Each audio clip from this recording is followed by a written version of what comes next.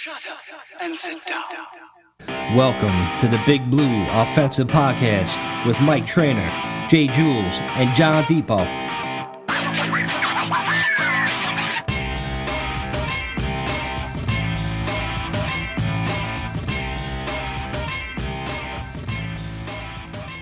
Hey, what up, Giants fam? Welcome to the BBO NYG podcast. We had a nice week off last week. We're back. Yes, sir. We're going to talk about some Giants stuff going on. Super Bowl preview. I can't believe Super Bowl's here already again. Pretty soon we're going to be talking about the draft. Just crazy how time flies, guys. But I just want to hear what we'll talk a little bit about the Giants. We'll get into the Super Bowl, but there's stuff going around like Giants Twitter, like Daniel Jones, the big deal, the big contract. What is he worth getting paid? I'm seeing like 35 to 37 million now. Well, real quick, don't forget, one of the reasons why we took last week off was because I was participating in the festivities down at the Pro Bowl. And, I was at the Marco Polo game. It was AFC versus the NFC and Marco Polo. NFC won, just so you know. That I never watched any of. I didn't watch any of. No, it was so bad. I had to watch something because like the dodgeball, I think Barkley won. You know what I'm saying? Did he? Like, I couldn't watch that shit. Dude. Eli at least won for the fucking NFC, but like, dude, I don't know what the fuck they're doing there. They got to come up with something better, but there was a reason why we took a week off, and that was it, basically. I didn't have anything to do on Sunday. I was just like, I could have turned it on. I seen it was on, but I was like, I ain't watching this shit. For real, dude. Like 100%, bro. I was like, I have no interest in this shit. I actually went out. I was like, fuck it. I'm going to go to like a bar for this shit, like something. I need excitement. You know what I mean? Yeah. Were they playing it at the bar? Because that would be the most surprising part of this. Dude, listen, shout out to Bounce in New York City. It's a great spot on Sundays to watch the game. It gets into like a little bit of a nightclub. Turns out, I don't know if people there went fuck a little while, stay a little later than I expected. But, that's the kind of shit you got to do when you got a whack-ass fucking Pro Bowl thing going on. You had a midget on a bar dancing. That's like, right, bro. That place gets a little crazy, dude. It definitely does. Yeah, it's fucking like mini-me and shit. Bro, like I said, you walk in that place on a Sunday, you think it's a Saturday. It makes no sense. You got midgets dancing on bars and shit, giving shots. It's fucking wild, bro. Live a crazy life. Facts. I should probably post that video somewhere on this fucking giant podcast during the commercial break. That's crazy. But yeah, like Daniel Jones' contract, it's a big thing going around. These fucking clowns, the clown show that's out there now. Now their thing is like they kind of realize the Giants are going to re-sign him. I think that dream died for those fucking people, the haters club, the Daniel Jones haters club.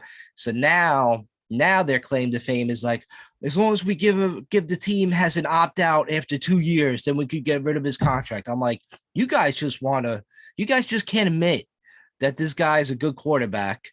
You can't admit that there's half the team still looking for their quarterback. Every team has pretty much not a backup quarterback except San Fran, because San Fran got them all. And like, it's just like, you guys got to like, I don't know, just give it up. Daniel Jones is the guy. He's going to be here.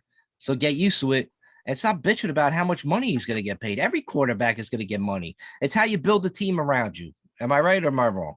Well, hold on, real quick, though, with the whole opt-out clause, because I get it. There's plenty of hate going on with the whole contract, and does he deserve it? We'll definitely get into some more of it with the haters club, because that's some of the nominees for later on.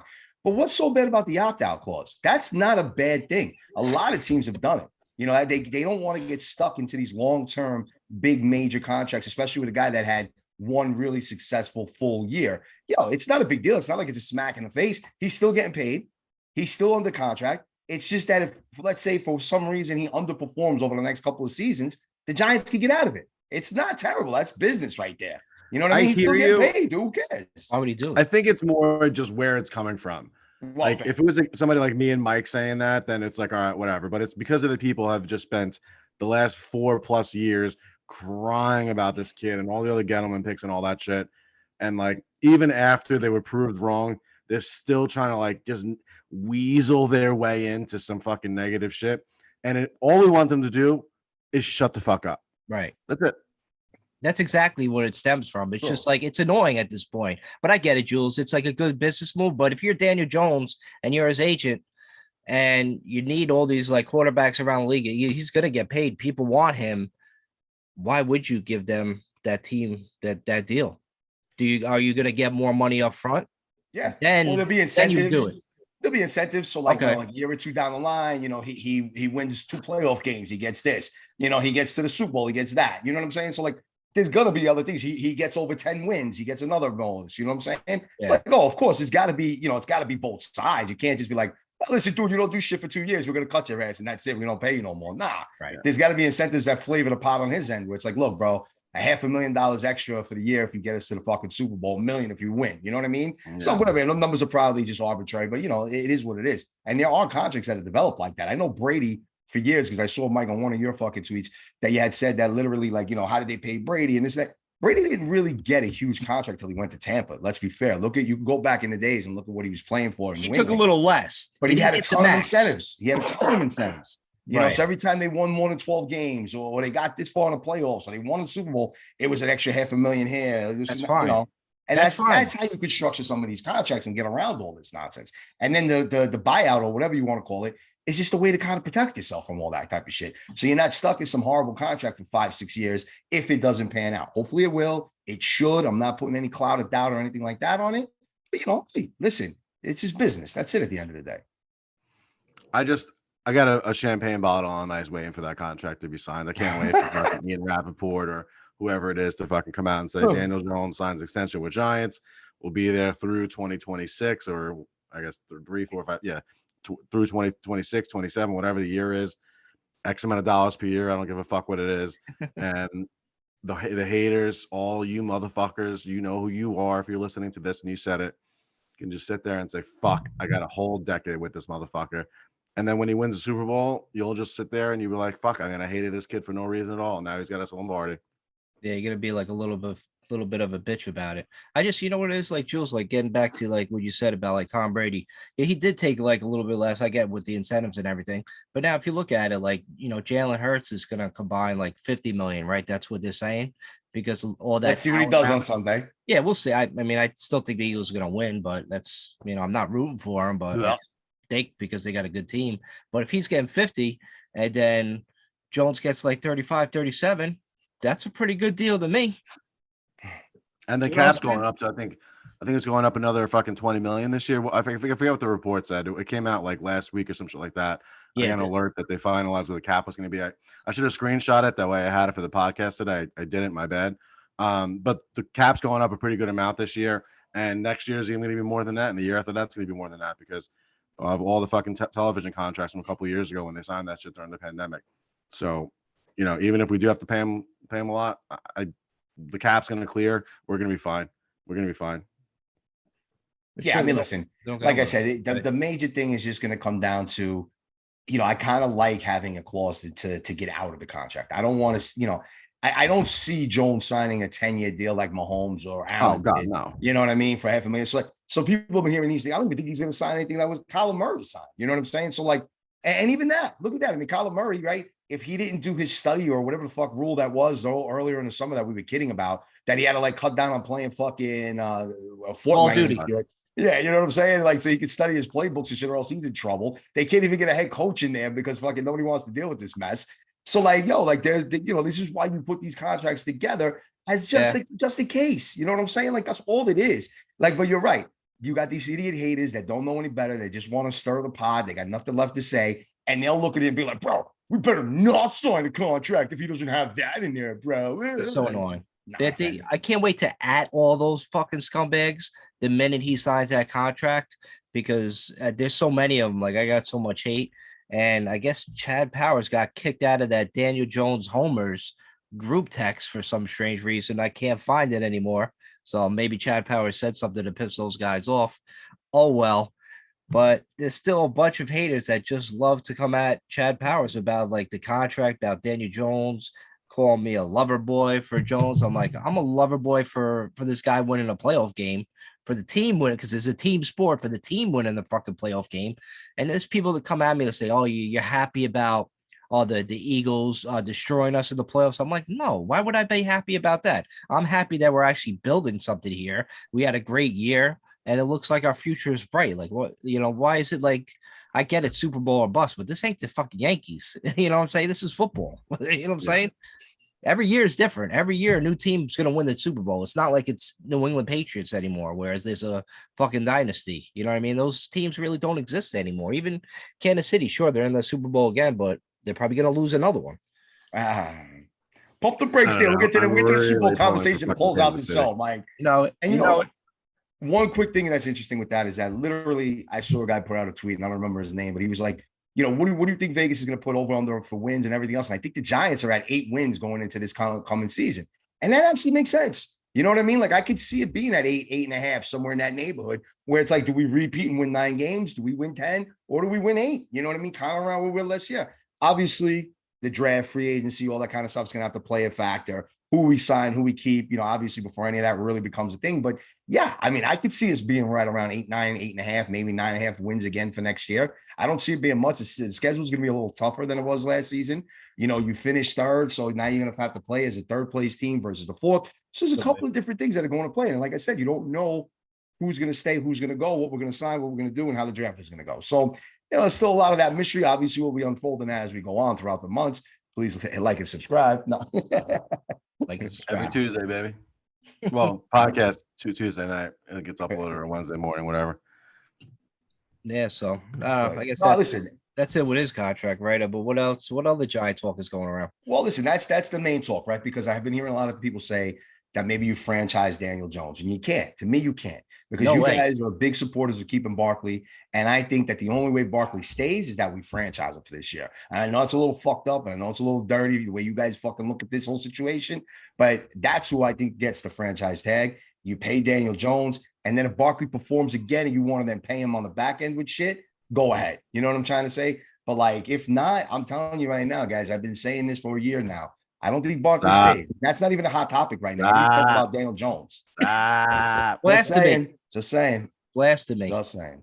But yeah, I mean, it's a smart move for the team. If they can't come to an agreement like that with Barkley, yeah, franchise tag him. And then there's always plenty of time. Even if you franchise him, you can still work out a deal during the season or even before the season starts. So it's really not that big of a deal if they do. And listen, rumors are going on in Dallas that they're going to franchise tag Tony Pollard. And he had a phenomenal year. You know what I'm saying? So, like, you know, putting a franchise, it's not like these dudes are going to get franchise tagged and they're going to get fucking underpaid. It's like you're getting away with paying them like $3 million for the season. I know. Franchise tag, I'm making $12, $13 million for the year. Like, bro, like, live with it. Like, come on. They're doing okay. And you still got to pay. You guys still got a chance to go sign somewhere else for a multi-deal. Like, come on. So, you know what I mean? It's not a smack in the face all the time. That's the, you know, some people forget that kind of shit. They'll be fine.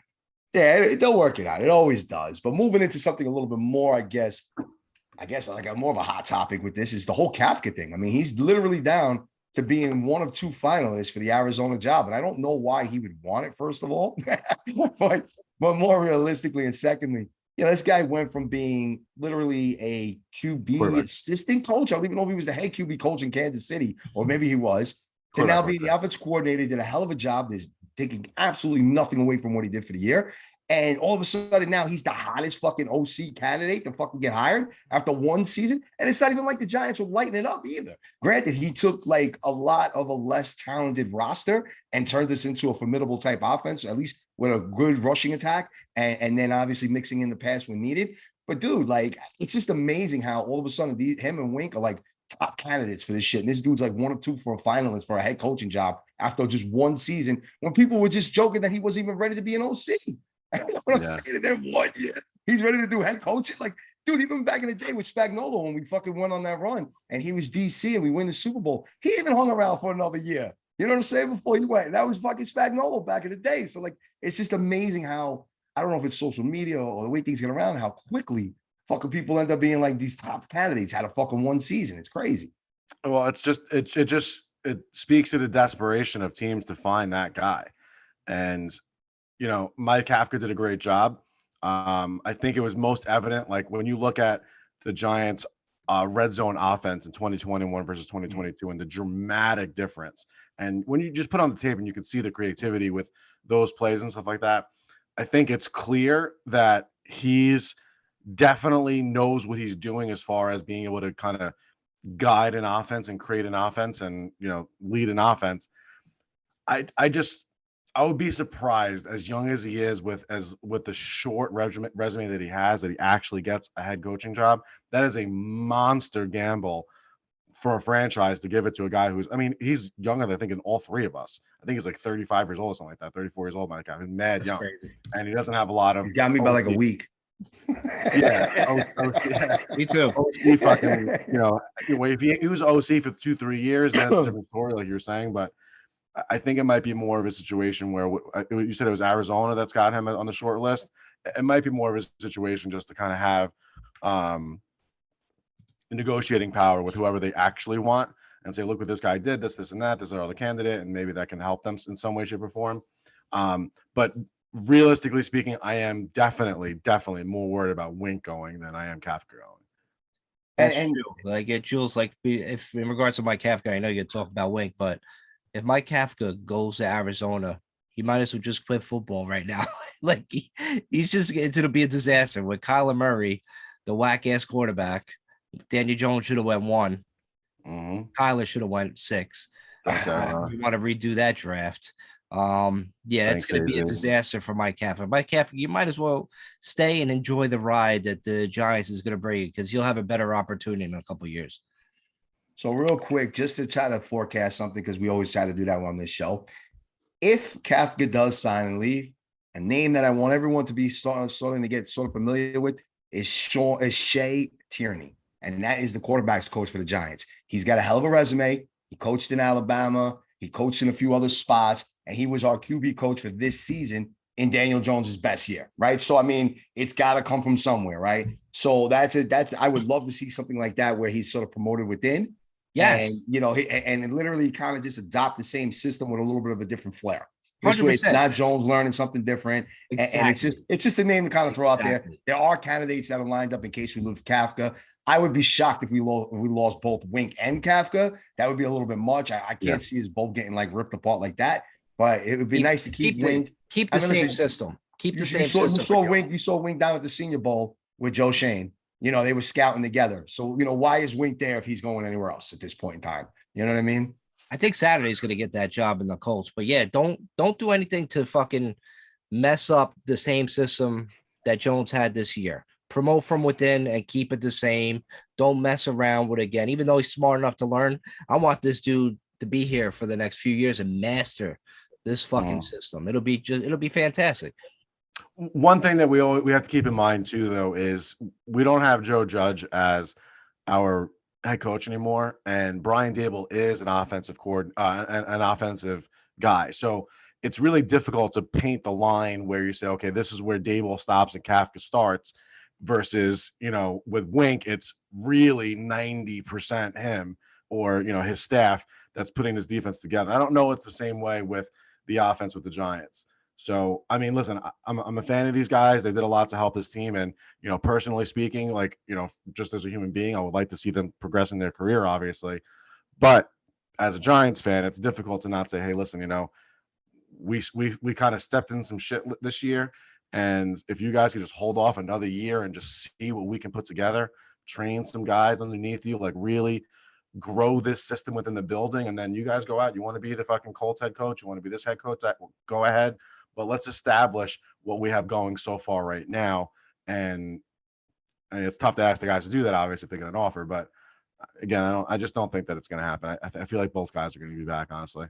Leave the place you came here in a better situation than when it was before you got here, and it'll be like Dave Gettleman it'll be good for us. You know what I mean? Like Dave Gettleman. Exactly. But yeah, let's not go down that road. But now, what's great about this is coming off of all this talk about Daniel Jones and the coaching and everything else.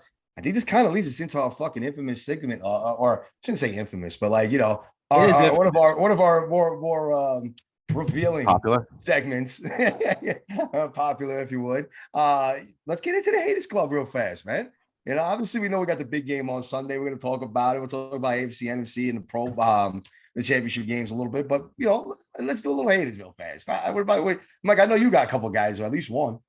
Welcome all you ignorant ass bitches, critics, complainers, disgruntled rappers, and racists especially, to the 9th annual International Player Haters Ball. Oh man, hate.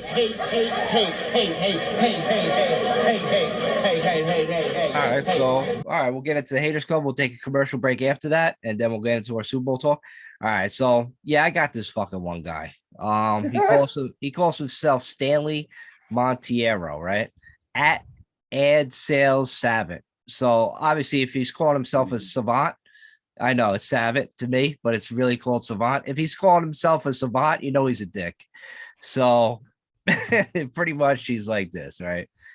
He's like, oh, I said something about Jones, about the clowns, you know what the deal is. So he just replies like, oh, you just want your crush back, regardless of the circumstance, fuck historical precedent and basic logic. I'm like, listen, didn't Brady win, with a kind of a big contract? It wasn't a max contract, which Jones won't be. So I guess they build a nice Super Bowl team around him. And funny how that logic works, right?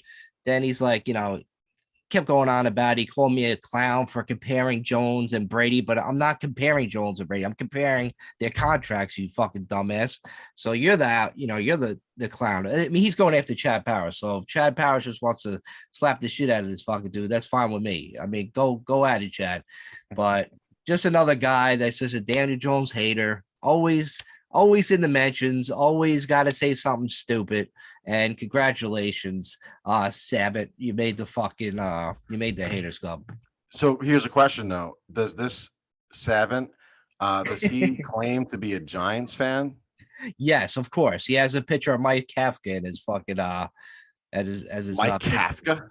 Yeah, I mean it's just have your own picture, He thinks that he's a real fucking Giants fan. He's got the offensive coordinator as his fucking thumbnail. All right, well. Yeah, he's a nerd. He's a fucking nerd. He thinks he's a salary cap genius, obviously, like he's one of them. And it just goes on and on about it. And I bet you he's in like 7 fantasy football leagues.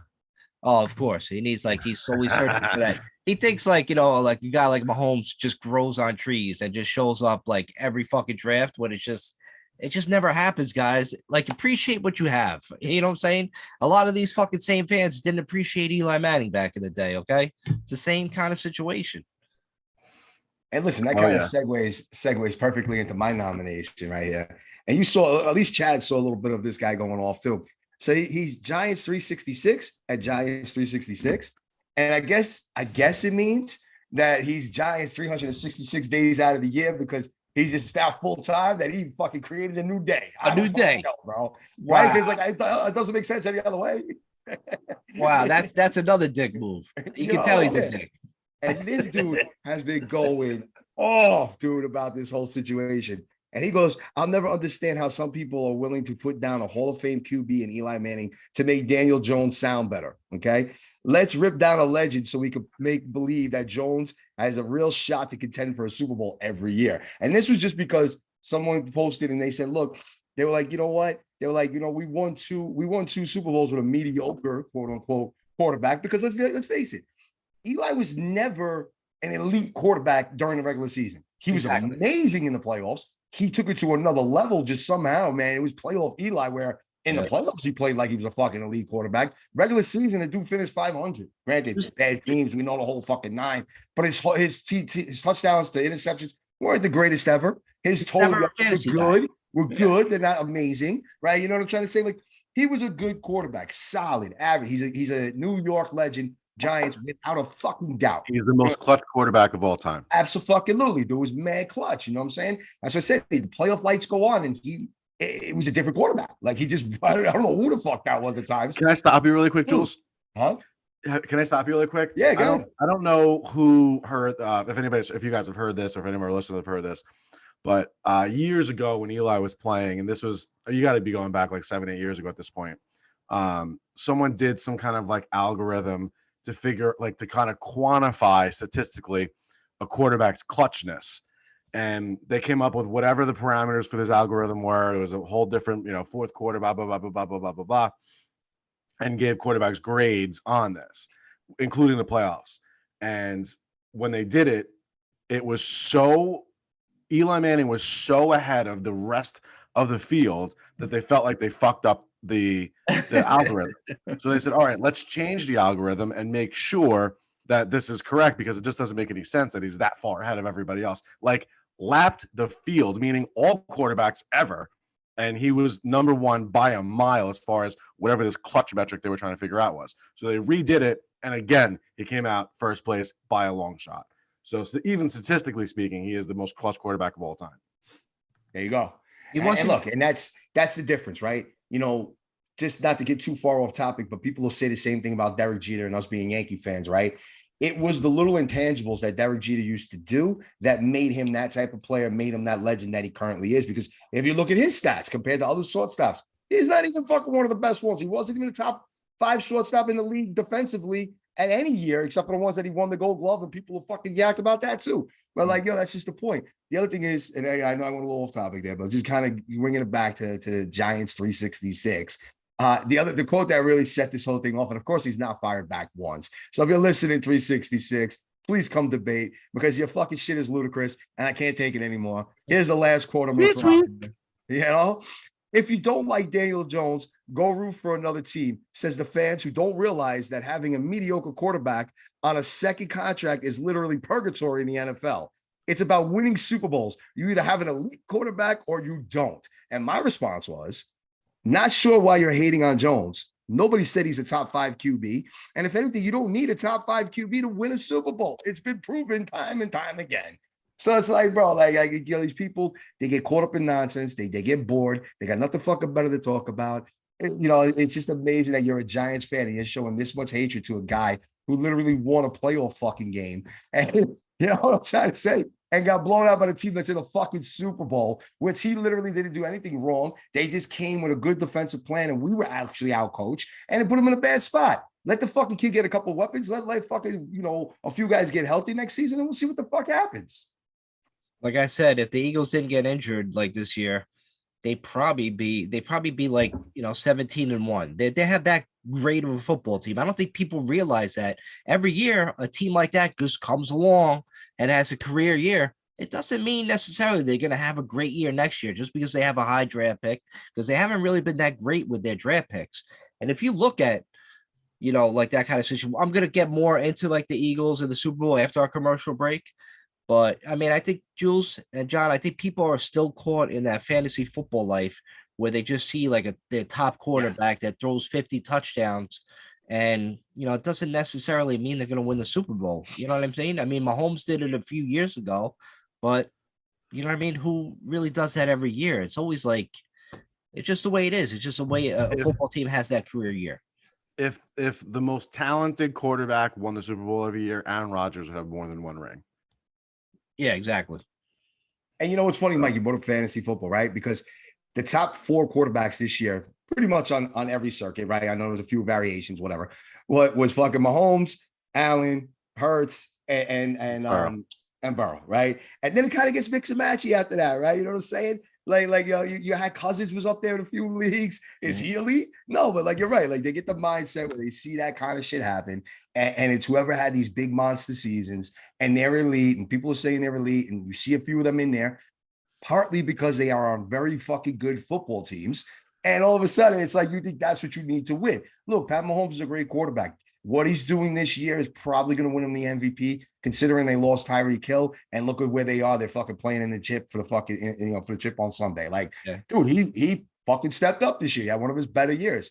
You know what I mean? Like those guys don't grow on trees, like you said, Mike. So it's, you know, it is what it is. Yeah.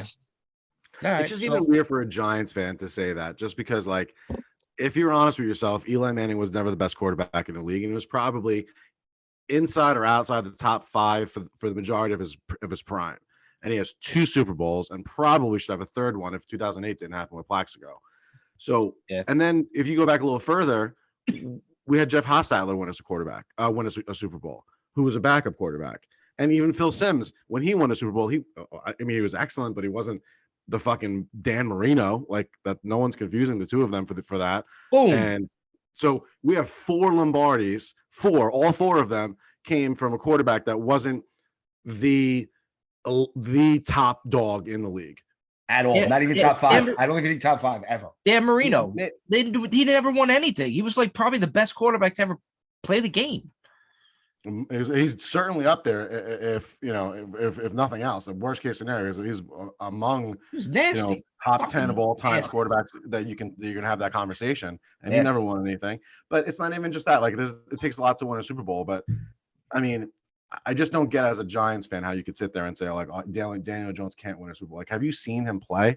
The way that this kid puts a team on his back, is able to complete passes, fucking run for first downs. be fucking cold as ice when it counts the most late in games, fourth quarter drives and stuff like that. Like I just don't get the disconnect there. It's unfortunate how sports in general, especially football, is just played on an Excel spreadsheet nowadays, and it's fucking annoying to be an old school football fan, like a more of a purist of the game, and have to have conversations with these people who they're just disconnected from it. It's like when you talk about corporate America and they look at everything through fucking budget plans and Excel spreadsheets, and they try to enact that shit into the actual workforce, and it just doesn't pan out the way they hope it would. It's the same type of a thing. It's like you're missing the human emotion. You're missing just the human feel of what's going on with it. And it's the same thing happens in baseball and everywhere else. And I don't see how you can watch Jones play football and be like, nah, he's not the guy that's going to be able to do it, provided that everything else around him, which is the same for all quarterbacks, breaks right. Because that's what it takes to win a Super Bowl. There's talent, it's chemistry, and it's fucking luck. That's also a big part of this that people want to talk about. Any nerd has a fucking voice nowadays, and they can put their opinion on it, and that's why they get nominated in this haters club. So hate. But yeah, let's take that quick commercial break. We'll wrap it up in the podcast. We'll talk about the Super Bowl and the hated Eagles in it, but we'll be right back on the Big Blue Offensive Podcast. All right, we are back on the BBO NYG podcast. I'm Mike, that's Schulz, that's Sean. Super Bowl, guys. My prediction. There's one thing to predict it. There's another thing to root for it. I'm obviously not rooting for the Eagles, but I understand. I watch football a lot. We all do. The Eagles are they're just one of those teams that are just on like that historical run. I could see them winning. I don't necessarily want them to, but they're just too good, man. Mahomes, he's hurt. He's still banged up. He still does have the best tight end in football. He still does have good wide receivers. Like, let's not, if Hardman plays, if Tony plays, MVP, Scantling plays, Juju. So he still got guys that he could get the ball to. So let's not sugarcoat that. It's just funny how two of these quarterbacks, magically have a good offensive supporting cast. Ain't it kind of funny how that works? Nobody's complaining about that, but Jones can't have a good supporting cast, right? He just sucks. But anyway, I want to hear what you guys say about the Super Bowl. I want to hear your predictions of it, and I'll give you my final score is 37-34 Eagles. Did you see that thing that came out, that fucking score prediction thing, that script? No. Yeah, that was a joke, though. That was a goof. Well, no, but that's funny because he picked the exact score that was in that fucking meme, 37-34. Oh, well, that's probably exactly what it was. I took a screenshot of it. I was like, I got to fucking see if this actually comes to fruition. Like, it would be wild if, like, is that Arian Foster? Is that Arian Foster that predicted? Yeah. Well, he started the whole thing as a goof, but then there's a screenshot that came out. Well, let me see if I could find it really quick. Was it from him, though? Was it from that show that he does? No, I don't think so. Something else? It's something else that I see, but it started from there and then ran into a whole other thing. You know what I mean? Yeah, so that's where this whole thing's been generated from. But real quick, just recapping the championship games. You talk up the Eagles, and let's not forget, guys. I know, Mike, you switched your shit off of fucking what you were saying initially after the podcast on that previous Tuesday night. But your prediction was going to be the Bengals and the fucking Eagles in the Super Bowl. That did not happen, number one. So let's kind of go there real fast. Didn't I change it? You changed his tune by like Thursday, Friday of that week. But whatever. I did. All right. And also, let's not forget that Brock Purdy goes down in the fucking first quarter of that Eagles-San Fran game. And bro, they couldn't do shit after that. The kid comes in, is a major fucking turnover, puts the Eagles in great position. They go up. The Eagles are just pouring it on because they're a scumbag fucking team. I hate that fucking franchise with a fucking absolute passion, okay? Fucking don't even like the city of Philadelphia. Brotherly love, sticking up your asshole. That's how I feel about that fucking place, all right? Your asshole. You know what I'm saying? Hey, bro, that's how much I hate on the fucking Eagles. And anybody that's got something to say, you know where you can find me, all right? But with that said, all right, dude, they got easy. They got in San Fran's head. Look, if you look at what they did to get there, they got the number one seed on what they were projecting as one of the easiest schedules in the league. Okay. They beat their team that they just had on number, and then they go and they beat a fourth-string quarterback. I'm not saying they're not a good team because they did win a lot of football games. But at the same token, they ain't fucking rolling in there like they're the Pats that fucking the Giants beat, okay? They ain't that fucking team. Jalen Hurts, they're going to get fucking exposed. Watch. Kansas City has been there early. They got there last week, All right. They are fucking all business for this. And you really think Andy Reid's going to show up and lose another fucking Super Bowl? You really think this man's going to lose a third Super Bowl? Stop, bro. Stop. This fucking Sirianni dude's a fucking joke, bro. Like, fuck that type of shit. All right. And then you get down to the AFC Championship game. And I get what you were saying, because if it wasn't for that unfortunate hit, we'd probably go to overtime. And who the fuck knows? But you know what? He shoved them out of bounds. It was a mistake. You know, being over aggressive. It cost you 15 yards in the game, basically. And look, hopefully the Bengals live with that shit and they fucking correct it from that moving forward. But man, by no fucking stretch of the matter, I think Kansas City fucking wins this game. And watch, I think they win by fucking double digits. Fuck that. Well, Jules, I'll definitely sign up for that fucking right now. And the one thing that I wonder how much of a part it plays, just because of the fact that it's been a while since he's been there. But I would be curious to know how much Andy Reid wants to fucking stick it to Philly. Because we got to keep in mind, he was there for a long time. He did go to a Super Bowl with them, and they were an excellent team when he was there. So I would imagine that, you know, if it was fresher, it would be way more in the forefront of the conversation. And it's been, I mean, it's got to be what, 6-7 years since he's been there. Maybe, yeah, just about like that. About that, yeah. Yeah, 5-6 years at least. So it's, you know, it's kind of like worn out since then. It's not as kind of pressing of a thing, but I can't imagine that he hasn't brought it up like, bro, I want to fucking put my dick in this guy's ass right now, and that's it. So I wonder how much of that's going to play a part of it. But it would just make me fucking sick if the fucking Eagles win the Super Bowl, man. I can't even have the conversation about it. I gotta fucking just go Chiefs all day. Hope that they fucking embarrass Philly, and the same way that we got embarrassed fucking 2 weeks ago against Philly, I hope the Chiefs do the exact same thing to fucking Philly this week, bro. And then it just fucking shuts down the team. It would be funny to see like the Eagles, right? Wouldn't it be funny to see like the Eagles fans when they do win it, to just see them eat shit again all over the streets and just fucking fall down and off of bus stops and break their legs? It'd be hilarious to fucking watch again. That's the only saving grace for me.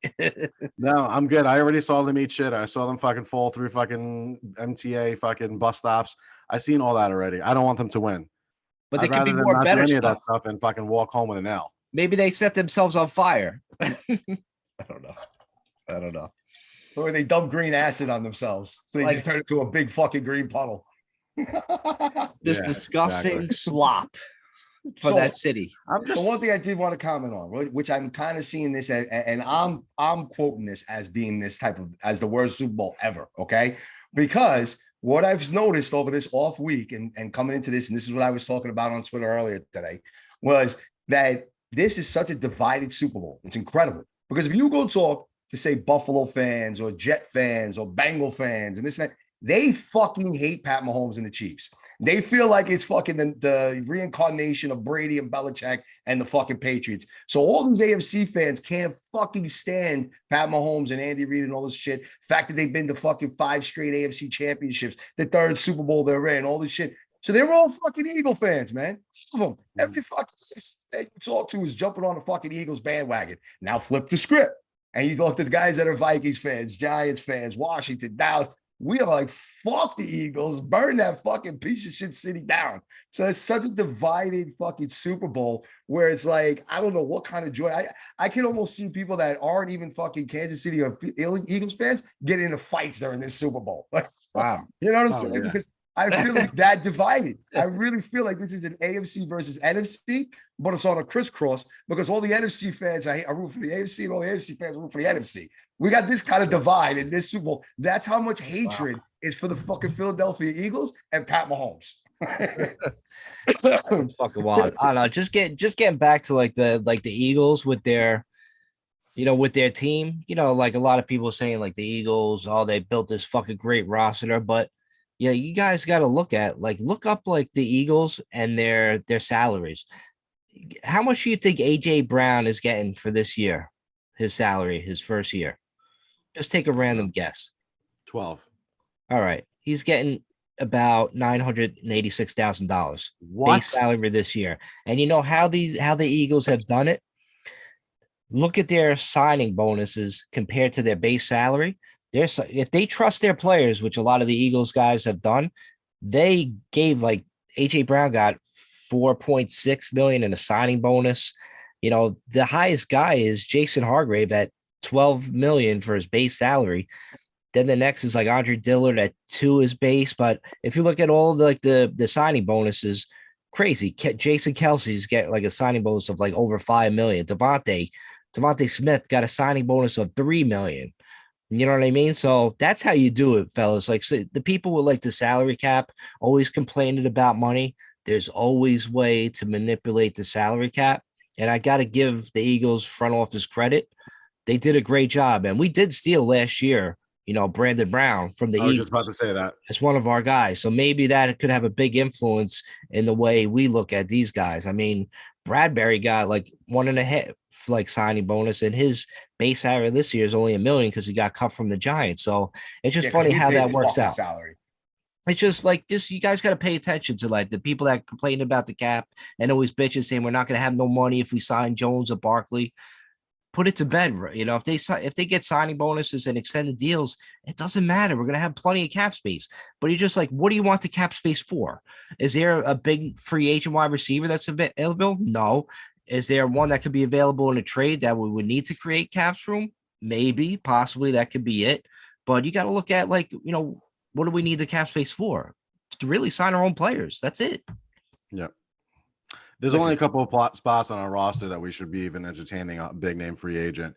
If you can get a stud interior offensive lineman, you can get a wide receiver, and you can get a cornerback. That's the only places that you're going to spend money up this particular linebacker, point. Maybe. Yeah, middle linebacker. Like I said, I'm still big with Edmonds. If we could get Edmonds to come to the Giants from Buffalo, which I don't think we will, but if we can, that's a hell of a linebacker right there, bro. That's a piece that's missing from this team. We can get a cornerback through the draft, and then whoop, that defense is starting to look nasty, bro. But here's the thing, though. Like, does a middle linebacker like Edmonds, whatever, Edmonds, yeah. Does he command, elite money where you're kind of like lacking this? He's close, bro. He's up there. He's up there. He's close. I know he's excellent. He's that guy. I would be shocked if he doesn't resign with Buffalo, but you know what I mean? But not to get too sidetracked here, I just kind of want to pull it back to the Super Bowl. Here's the difference, guys. This is what I'm talking about, how Andy Reid and these guys are going in and taking care of fucking business. They got there a week earlier. Another thing I forgot to mention was they literally, wherever hotel they're staying at down in Arizona, they fucking had them set up the rooms that they're going to be in, the fucking conference rooms and shit, to mirror the same rooms that they go in when they're at home in Kansas City. Just so they have the mindset that these guys are home, that they're relaxed, that they're focused on what they need to do. And you look at the other side, and you got guys like fucking the safety, whoever the fuck it was, talking shit back and forth with us about fucking the Giants and the Eagles. They're literally talking shit with the Giants all week. You got Sirianni being quoted for stating that he was like, you would never see a building in Philadelphia get lit up like it did for the fucking Empire State Building. Never in Philadelphia. It's like, bro, why are you commenting on what's going on in New York? Right about that shit. You know what I'm saying, bro? Like, why are you commenting on what's going on in New York? Just be paying attention to Kansas City. Like, get the fuck out of here, bro. I hope we fucking run them. New York, man. A blowout. People sweat us. We're fucking New York. That's why, like, they're South Jersey. They're Atlantic City hobos. That's what they are. They're a mess. I mean, listen, I hope I'm fucking wrong. Go Kansas City. I got my Mahomes jersey. I'm gonna be sporting that Super Bowl Sunday, representing that guy. But yeah, I would never don a fucking Eagles jersey. I'm hoping my prediction is wrong, but I don't know. I've been on fire these last few weeks with predicting these. I'm telling you right now, I'm gonna probably put on a bet where I flip the spread a little bit.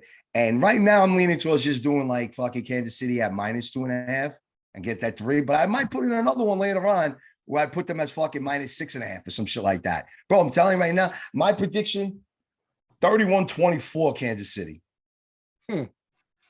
So 31-27 Kansas City. Yeah.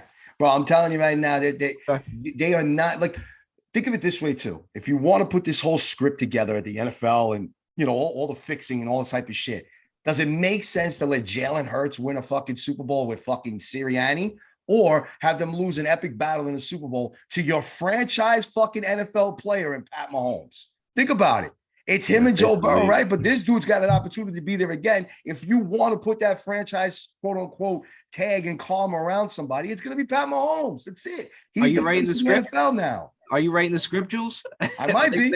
Are they going to go by your script? I was doing during the off week, bro. I told you I was down there. I was playing Marco Polo and shit. I mean, to make a great story, but you still got to fucking play the game.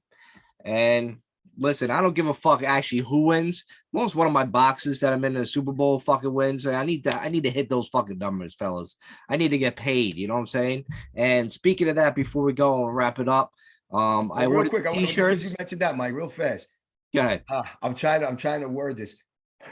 If you hit your biggest box that you're currently in, would you be all right with the Philadelphia Eagles winning back-to-back Super Bowls? What? Ooh. Listen, that's why it's got to be a fuck you type question. oh yeah, I don't like those fuck you type questions. I would just, I'd probably just shoot myself. That's why I don't need to answer. But anyway, like I was gonna say, the t-shirts are ordered. I sent you the text, guys. Obviously, you guys, like, got your, we're gonna get taken care of with our shirts, whatever you guys need. I ordered shirts for like the people that have been DMing us, so we got you guys. As soon as we get them in, I'll make sure I mail them out to you guys. And that's pretty much it on that front. So we're finally getting them. Let's go, KC. Yeah, that's it. I was gonna say, John, any final thoughts? Let's go, KC. Perfect. That's it. Nothing else to say. Let's go, KC. Yeah, right. Well, listen, Mike, you're right. Like, at the end of the day, I'm probably more so rooting for any kind of fucking boxes that I'm in, right? Because I'd rather just get a nice little decent payout than fucking anything else at the end of the day, right?